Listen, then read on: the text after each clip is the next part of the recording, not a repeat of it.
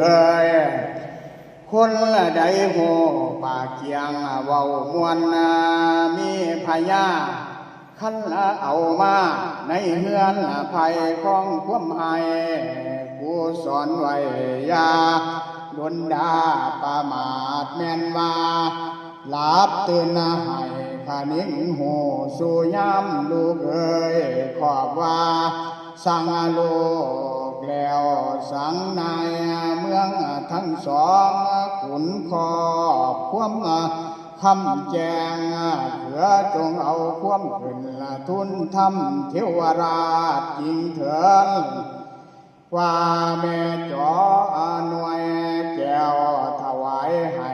พายอดเมืองว่าเนอแม่นว่าพุ้ยไผ่ตองนางใดผิดเถิดขอให้ลูกคอยหนาวคำแม่งสั่งสอนก่อนเนอ